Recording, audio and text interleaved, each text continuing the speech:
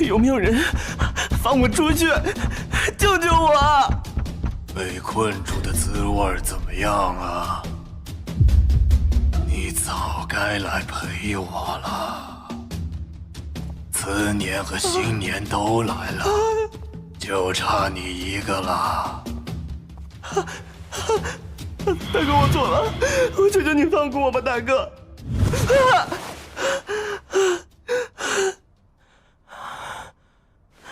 是梦啊，就是梦。我能重生，本就是得到了老天爷的庇佑，命不该绝。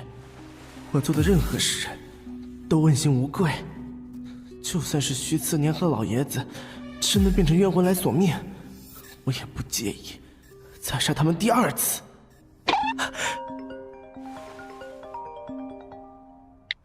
程大哥，我操，什么鬼声音？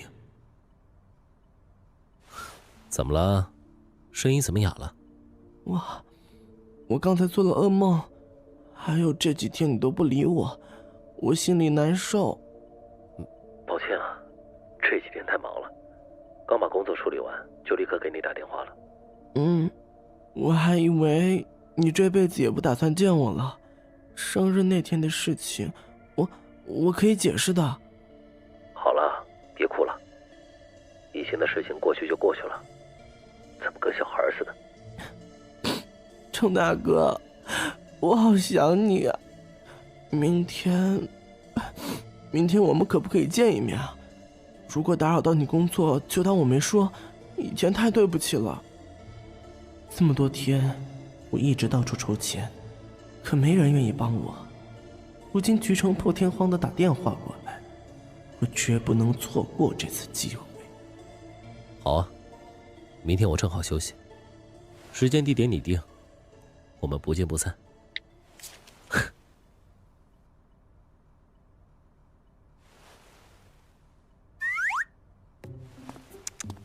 陈哥，这小胖墩跟你真像父子俩。你这臭小子，现在是越来越会捡好听的说。冤枉啊，陈哥，我不是拍马屁，是真的觉得你俩长得特别像。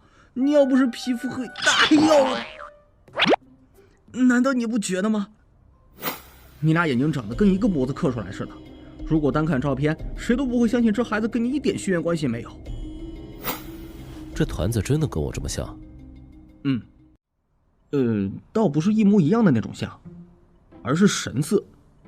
陈哥，你是不知道，我第一次见这小家伙的时候，真以为是你的私生子。当时我还在心里琢磨，徐先生这是多苦的命啊，收养个孩子还是你跟哪个女人搞出来的？我他妈对女人压根没兴趣，怎么可能搞出孩子？哎呦，你别打我！他。其实我也不是没有怀疑过窝窝的身份，毕竟他被收养的记录太模糊，让我想不怀疑都不行。但是辞年那脾气，若是不想说，谁也逼不了他。我也不愿意让他误会我介意窝窝的身份。算了，我跟你说这些干什么？那边怎么样了？录像和那边都打点好了吗？明天只要徐新年上钩，警察那边会马上出动，到时候他跟董峰一个也跑不掉。陈哥，我还是觉得这件事有点冒险，万一那些东西被查出来，我们……现在已经是凌晨3点了，外面还下着大雨，谁会在这时候来这里？徐成呢？辞年，你怎么？陈哥，我对不……这里没有你的事儿了，你先回去。是。你全身都湿了，先进来再说。徐成，你是不是疯了？搞出这么大的事情，竟然不告诉我！你是不是要等到被人铐走才打算让我知道？你都知道了，阿四告诉你的。如果不是他怕你出事打电话告诉我，你明天是不是打算就这么去送死？徐成，你别这样子，我跟董峰和徐新年的仇怨，我自己解决。你这样掺和进来算什么意思？你别以为自己是道上的就了不起，你有没有想过，陷害徐新年不成，反而被他逮住把柄把你送进去？你可是进去过的人，再进去就得……你到底知不知道？我知道，但是一想到他俩对你做过的事情，我就没法忍。既然董峰和徐新年自己撞我手上，我要再不替你报仇，就不是个爷们儿。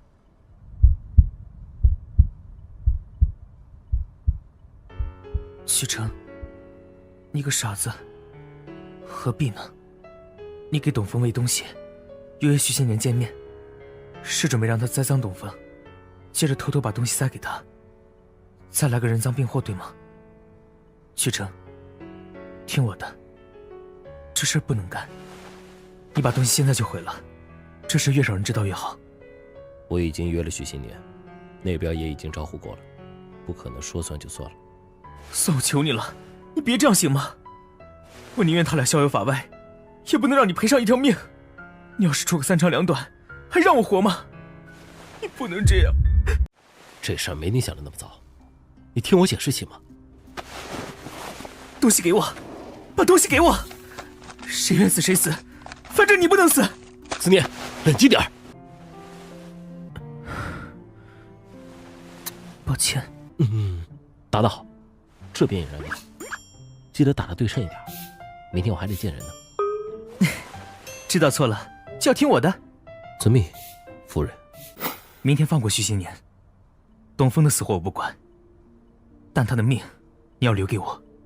你让我放过他，一旦董峰倒台，他很可能要咸鱼翻身。我们错过这次机会，下一次要等到什么时候？爬得越高，摔得越狠，一下子就弄死，以后还怎么玩？那你想怎么办？当然是欲擒故纵。明天你就这样。孔雀，真有你的。今天我一定要拿下曲城。请问是徐新年徐先生吗？徐先生等您多时了，请您跟我来，这边走。新年，傻站着干什么？怎么不进来？程大哥，这究竟是怎么回事啊？我知道你不愿意让别人指指点点，所以昨天你定下在这里见面之后，我就把这间餐厅整个包了下来。现在这里只有我们两个，你就再也不用觉得不自在了。自从视频曝光之后，我就没有过过一天舒心的日子。哎，你知道吗？他就是徐新年，那个假借的私生子。甚至就连回到家里，徐建国也没有给过我一点好脸色，还把我轰了出去。你个不争气的东西，给老子滚出去！这么多的冷眼嘲讽，除了谩骂，没有人给过我半分安慰，只有曲大哥。饿了吧？我已经吩咐他们上菜了。程大哥，诽谤的话我听得多了，清者自清，我不在乎那些人怎么说我，只要你愿意相信我，就够了。过去的事情就别再提了。今天约你出来是为了让你开心，别再想那些乱七八糟的事情。啊，你说的对，今天能看见你，我就很开心了，不该再胡思乱想，让你替我担心的。傻孩子，你饿了吧？尝尝这个法式奶焗牛排，我特意替你叫的。你怎么知道我喜欢这道菜？我怕你有不喜欢吃的东西，所以特地问过很多家你经常光顾的餐厅，知道你喜欢吃这个之后才……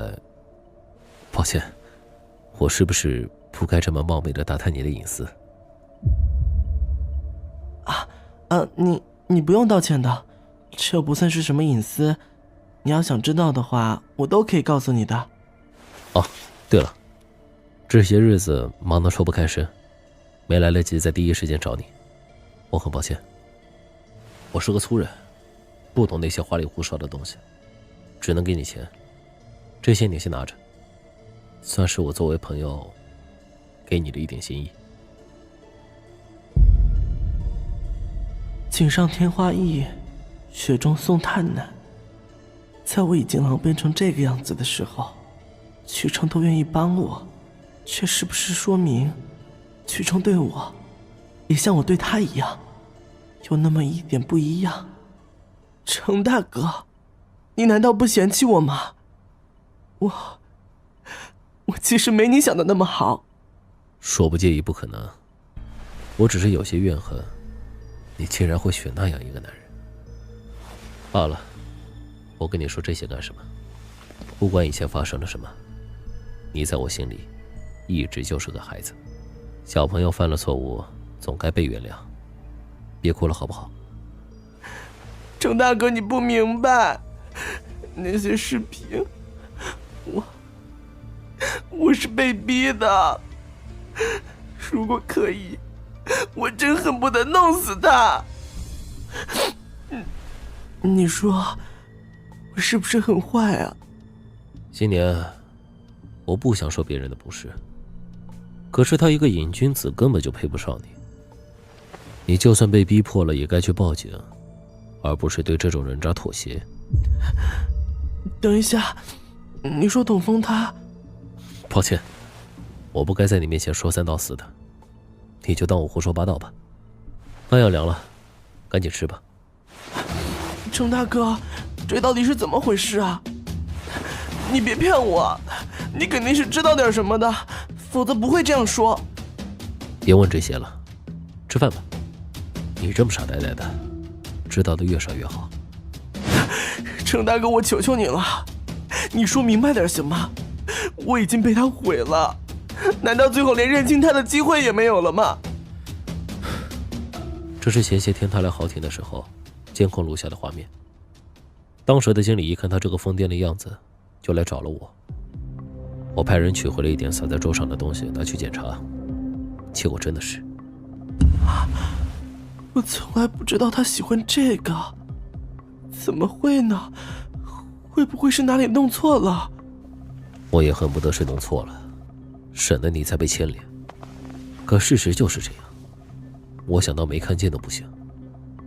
这些就是当时他洒在桌子上的，你要是不信，大可以去再找人检查。我没必要诬陷一个跟我八竿子都打不着的人。董峰这个样子，一看就是老手了，身边一定经常背着货。你要是还不信我，就可以去他家看看，或许能找到点什么。屈成确实没有栽赃董峰的理由，而且这次的约会是我主动提出来的，屈成事先又没法预料，总不会是他早就知道我要约他，所以提前好几天把董峰骗到豪庭，故意给他灌醉的吧？程大哥，那我应该要怎么办啊？万一这件事情闹出来，我岂不是也要完了？程大哥，你救救我呀！只要有一点可能，我都不想再跟董峰纠缠下去了。办法很简单，只要让所有人都相信其中一个罪大恶极，把关注点都放在他身上，那么另外一个自然就没人关注了。这年头八卦新闻这么多，过不了几天，谁还会记得你的事情？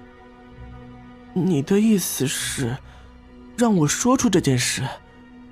可这跟我又没关系，万一别人说是我诬陷他怎么办啊？而且我拿什么让别人相信我是被迫的？小傻瓜，你平时聪明的要命，怎么关键时候就犯起了傻？我调查过东方，他和你已经死了的哥哥徐慈年曾经交往过，这件事我不相信你一点也不知道。只要你利用好这一点，还怕别人不相信你吗？你怎么会知道这些？你去调查董峰做什么？我只是搞不明白你为什么会看上董峰，想看看这人究竟没有好在哪里。结果，抱歉，我不该告诉你这些的。你要是觉得我多管闲事，就当我今天什么也没说吧。啊，成哥，我就知道，没有男人能拒绝我，就算是青龙帮的老大又怎么样，不照样被我牢牢地抓在手里？我差点没恶心死啊！你的好弟弟现在可真恨不得扑上来勾引我，今儿晚上你得补偿我。我需要媳妇儿给我全身消毒。某人风采不减当年啊，钓上这么大一条鱼。哟，这是承认当年我帅了。哎，一把岁数了，别发言文字，辣眼睛。还敢嫌我老？今天晚上我就让你知道什么叫宝刀未老。爸爸，起床了。小兔崽子，说了你多少遍了，不要一屁股坐在我胸口，快被你压断气了。你乖一点，再陪爸爸睡一会儿。爸爸大笨蛋，罗叔叔要炸厨房了，再不起来，我们都没有东西吃了。罗小茂竟然进厨房了。思念，快救命啊！咱家铁锅着火了，需要打119吗？不用，拿着。哦。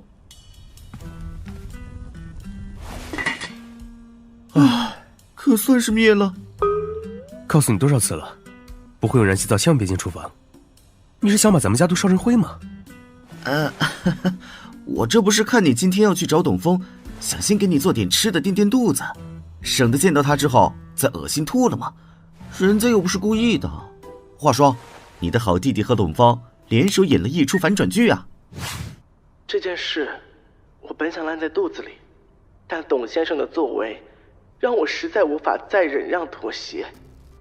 我必须要澄清，我不是同性恋，也与董先生没有任何关系，一切都是受他胁迫。他还威胁我，说只要还有第3个人知道这件事情，他就把他跟我哥哥的事情说出去。徐先生，听你的意思，董峰不仅对你这样，而且还跟你哥哥有不正当关系。徐先生，你这话是说董先生同时觊觎你和令兄，那么你是不是第3者？没有，真的没有，我哥哥跟这件事情没有关系，他都死了，你们能不能尊重一下逝者呀？徐先生，你想说董峰是因为你哥哥才对你这个样子，你并不是同性恋，只是受他胁迫，你哥哥才是同性恋。我父亲身体不好，受不了刺激。如果董峰把我哥哥的事情抖出去，他一定会承受不住的。可是他越来越得寸进尺，还想让我把公司的股份都给他，我实在是忍无可忍，本想去告发他的，结果他知道之后强迫我拍下那段视频。我真的什么都不知道，那个时候一点意识都没了，一切都是他设计陷害我的。你说董峰胁迫你，还跟你哥哥有关系，这些都是一面之词，证据呢？没有证据，谁知道你说的是真是假？我没有说谎，否则也不会拿出录像来。家里也有存货，不信可以去搜查。至于他与我哥哥在一起的事情，在学校里也不是没有人知道，你们去打听打听就能知道。我操，就没见过这种睁眼说瞎话的小碧池。乖宝不怕哦，你继续吃，叔叔不是骂你。行了，别骂了，赶紧吃饭，一会儿我还得出门。你好不容易让徐熙年身败名裂，干嘛还要拿自己跟董峰当年的破事来帮他？你脑袋被门挤了吧？让他身败名裂，最多就是没脸见人，被父亲冷落，少点钱花，还不是照样能一辈子活得好好的？那你为什么不按曲成的话去做？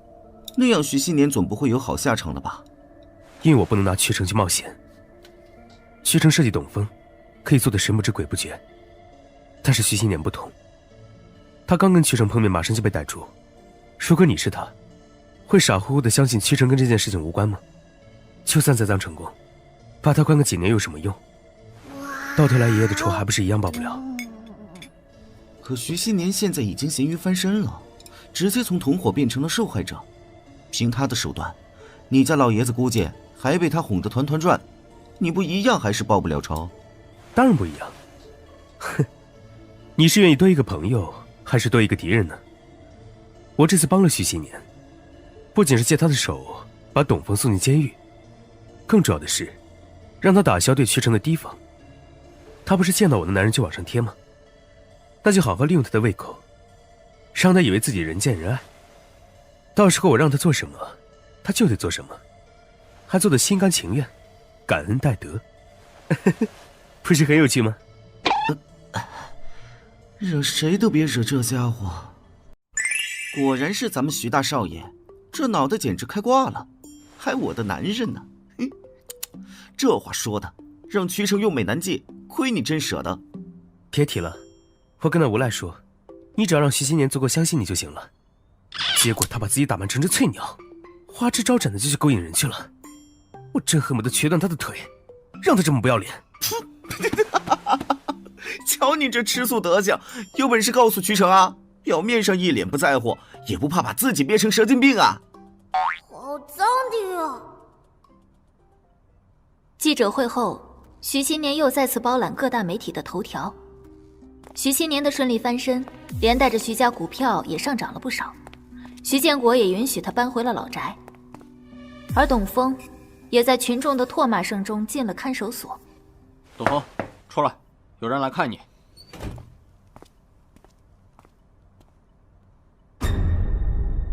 慈年，你怎么来了？没事，就来看看你。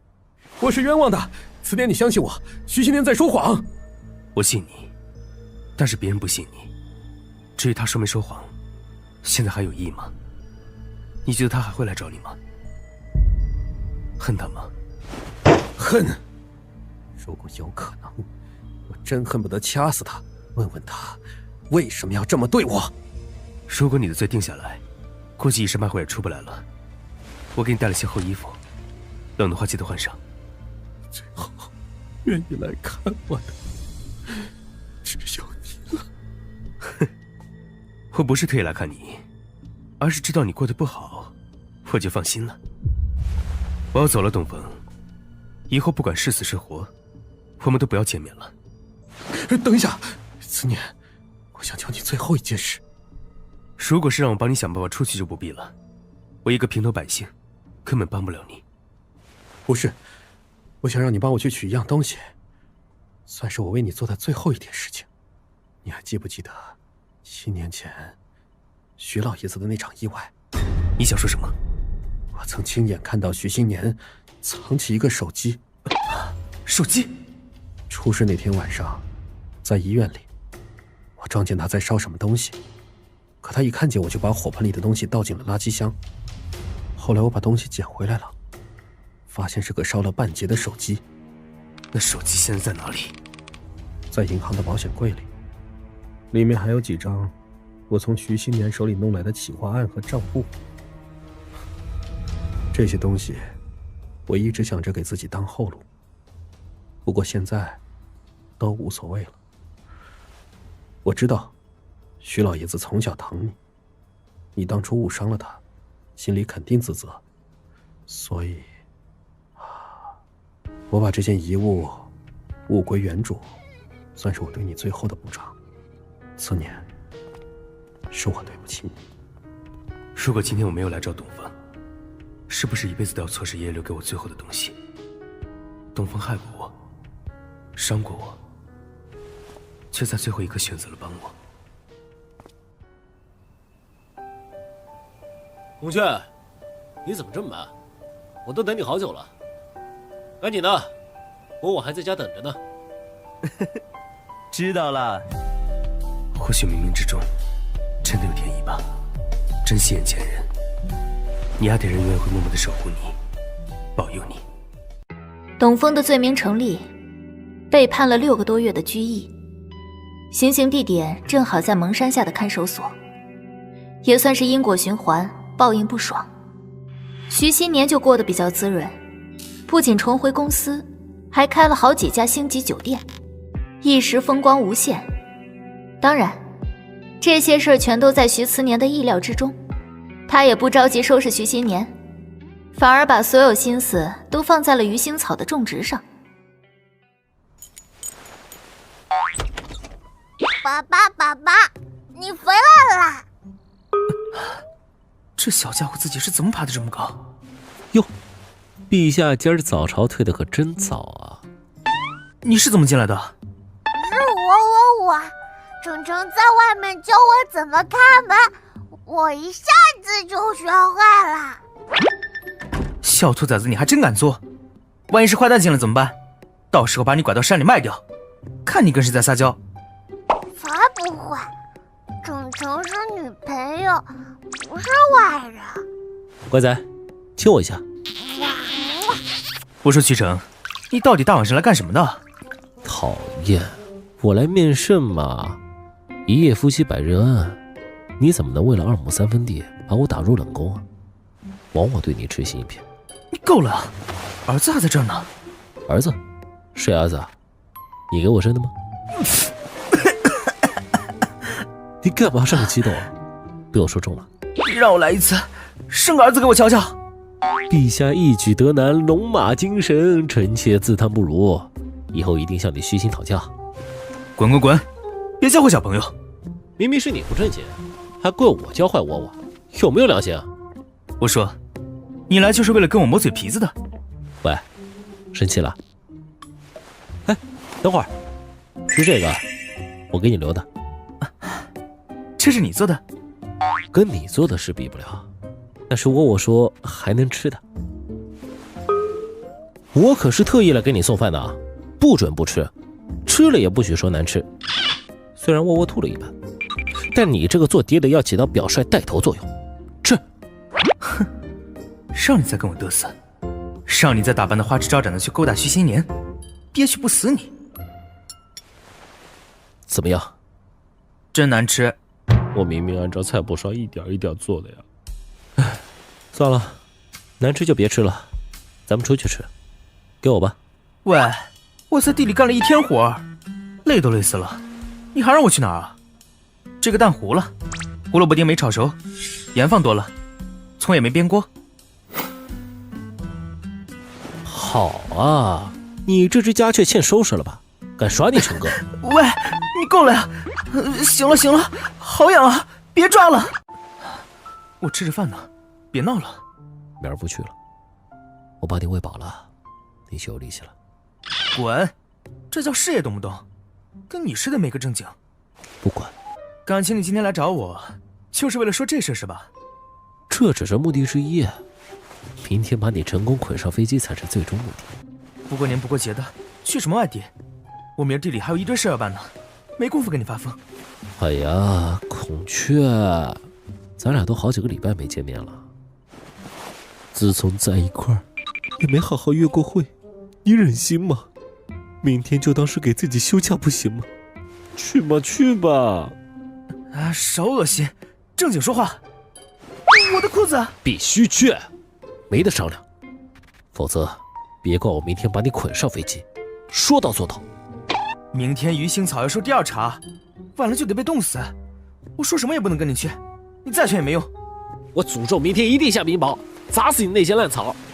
啊，我的衣服！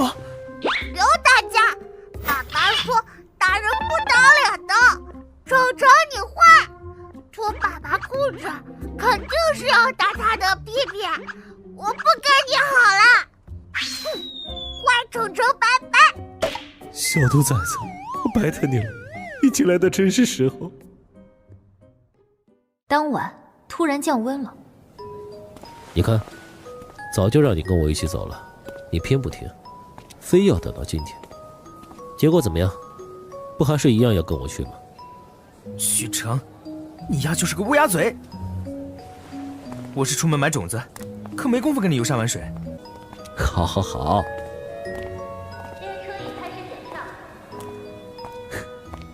蜜月之旅开始喽！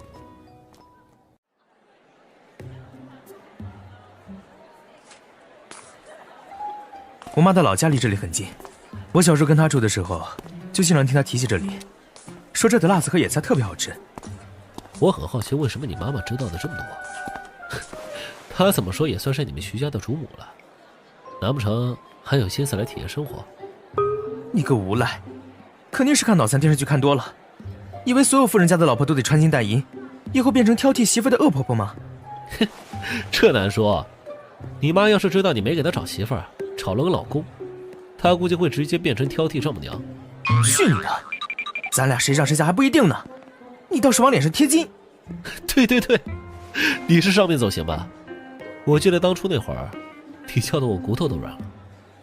瞧你这张贱嘴，我真该给你扯下来做成道名菜，凉拌猪口条。哎呦喂，你是多想吃我的舌头啊，还特意剁下来啃，真是重口味。都说了没人认识了，你怕什么啊？平时你不是在算计徐新年和董峰，就去捣鼓那些破草，你算算有多少时间给我？我都快惯成怨妇了，好不容易出来度蜜月，你得听我的。谁跟你度蜜月了？我是出来买种子的。行，那你是出来买种子的，我是出来度蜜月的。我不干涉你买什么，你也别干涉我牵着媳妇儿的手。行，你愿意握着就握着吧，记得回去给我洗手，两边都得打肥皂，嫌弃你一身臭汗，知不知道？成，连指甲缝也都给您清洗干净，这你满意了吧？凑合着吧。徐慈年挑挑拣拣好半天，终于在一家鱼腥草养殖户那儿订好了货，准备去银行转账。你在这里等我一会儿，我把钱转过去，咱们就回旅馆。这都晚上8点了，除了 ATM 机还能用，根本不该有这么多人聚在这里。他们怎么会出现在这里的？别去，我们换一家。为什么？这里一共就这一家银行，不在这里还能去哪里？别问这么多，我们先离开这里。看到对面那些人了吗？他们不太对，我们得走了。怎么回事？他们是谁？不知道，总之肯定是冲我们来的。你别害怕，我来甩掉他。看得出他们是什么来头吗？会不会是徐新年知道我还活着，这才下了狠手？看身手就知道不是你们徐家那些不顶用的保镖。你跟我了，别一会儿甩出去，被人家绑走当了。你还有空胡说八道？哎，快停下！干得漂亮！不管他们是哪来的杂碎，先甩掉再说。影响老子度蜜月，都他妈欠打！这叫什么事儿？出来旅个游都能碰上这种事儿，又不是拍警匪片。哼，你忘了我是干什么的了？没准他们就是冲着我来的。徐成，你不是嘚瑟吗？不是出门不带保镖吗？我看你今儿落在我手里是怎么死的？刀疤脸，当时在里面的刀疤脸。我当初就该直接弄死他。徐成，他冲你来的，我一会开车把他引开，你往旁边的山林里跑，能跑多远就跑多远。此地你胡说八道什么？这家伙当年对你什么意思，你又不是不知道。如果他知道你在这里，还能轻饶了你？这么耗下去，我们就是等死。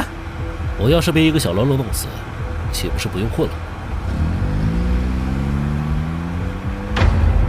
赶紧退后！这家伙是个亡命徒，他想死我还不想死呢！给我追！徐成，我们不能再开车了。那个刀疤脸既然冲着你来的，肯定没这么容易放弃，咱们得赶快走。你还真是我肚子里的蛔虫，连我怎么想的都知道。走吧，咱们的蜜月之旅估计要变成丛林探险喽。你还有脸说？要不是你非要出来旅游，咱们也碰不上这些事儿。你知道他们是冲着我来的，怎么不生气？跟我扯上关系，没准以后还得碰上这种事儿。我的人只能我打，他们敢碰一下试试？行，回去随便你打，以后也只给你一个人的。瞧这次蜜月过得多有意义，同甘苦共患难，这次旅行来得太值了。行了，你消停会儿吧，我看前面有个石洞，咱们先去里面避避雨吧。如果万幸能躲到今天晚上，明天咱们就安全了。让你穿着就穿着，哪那么多废话？如果是他们追上来，我去引开他们，你赶快往山下跑，到时候直接报警，听到没？谁敢来就试试，来一个打一个，来两个打一双，我绝不会把屈成一个人丢在这里。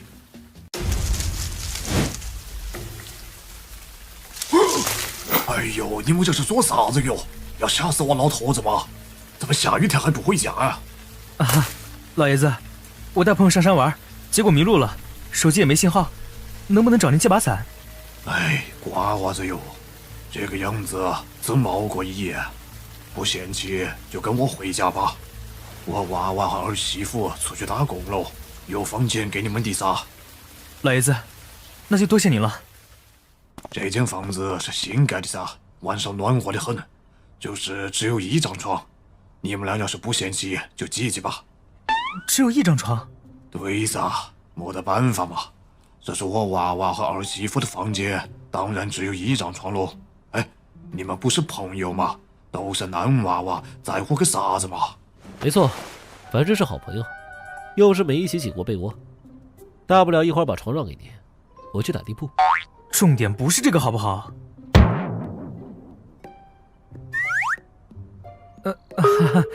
老爷子，这是新房吧？您的儿子和儿媳要是知道新房被我们2个大男人睡了，实在不太好。要不这样吧，您给我们1床被子，我们2个在客厅里凑合一宿就行了。那怎么行啊？我们村的传统是要给客人新房子住，要是没得新房子，也要盖新被子。要是让人家知道我老头子让客人打地铺，以后还有没有的脸面噻？可是，不用可是，我家娃娃和儿媳都在外地，老婆子又死得早，多少年没得见生脸了。既然今儿我们能碰上，就是缘分，你们可不许推辞啊！能有个地方住就不错了，老爷子，这次真的多谢您了。哎，不谢不谢，哎，你们早点睡吧，我就在隔壁，你们有什么需要直接来找我说就行。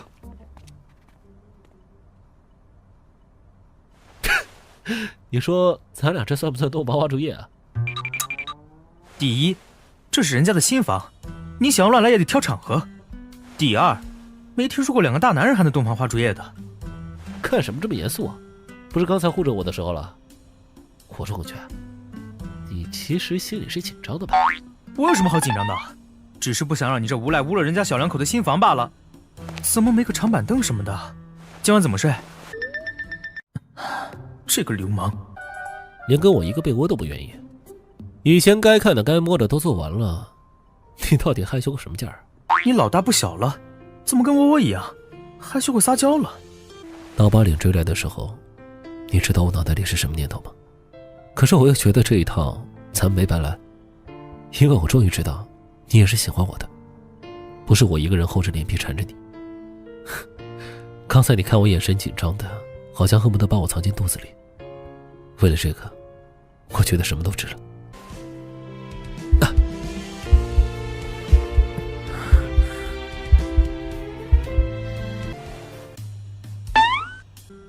今儿咱俩一起打地铺，你不想明天爬不起来，就离我远一点。嘿，你还敢吼我？反了你了！